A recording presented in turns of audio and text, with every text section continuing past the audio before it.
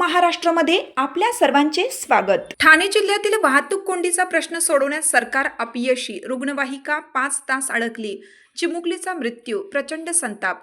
ठाणे जिल्ह्यातील मीरा भाईंदर, कल्याण, डोंबिवली, भिवंडी, उल्हासनगर, शिळफाटा, अंबरनाथ, बदलापूर यासह शहापूर, कल्याण ग्रामीण आणि मुरबाड या ग्रामीण भागात देखील वाहतूक कोंडीचा प्रश्न सोडवण्यात फडणवीस सरकार सपशेल अपयशी ठरलं असून यामध्ये एका 2 वर्षाच्या चिमुरडीचा रुग्णवाहिकेतच दुर्दैवी मृत्यू झाला।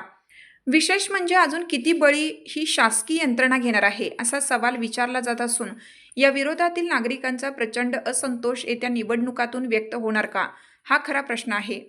सध्या ठाणे जिल्ह्यात खड्ड्यांचे साम्राज्य पसरलं आहे।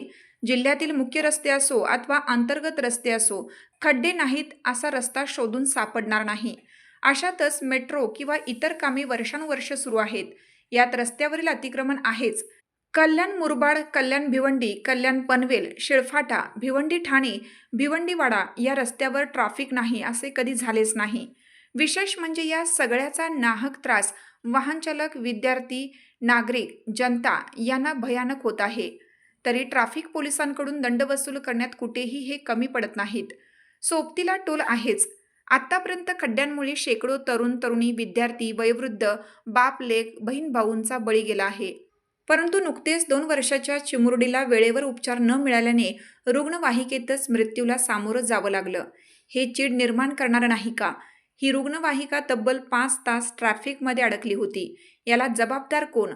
वाहतूक पोलीस, महसूल अधिकारी, कर्मचारी, जिल्हा परिषद अधिकारी, कर्मचारी, कृषी, वन, बांधकाम अशा सर्वच विभागाचे लोकसेवक हे सत्ताधाऱ्यांचे, पक्षाचे पदाधिकारी, कार्यकर्त्यांप्रमाणे वागत असतील तर दुसरे काय होणार?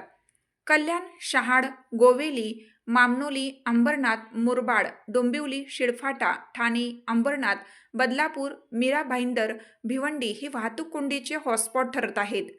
जिल्ह्यात डझनभर आमदार, खासदार, मंत्री, लोकप्रतिनिधी असताना नागरिकांना वाहतूक कोंडी, खड्डे, गुन्हेगारी, छेडछाड, विनयभंग, हाणामारी, मारामारी आदी विविध अडचणी, समस्यांना सामोरं जावं लागतंय।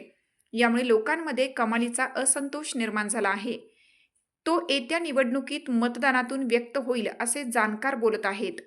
यस न्यूज महाराष्ट्रासाठी संजय कांबळे, सहसंपादक। तुमची साथ आमची।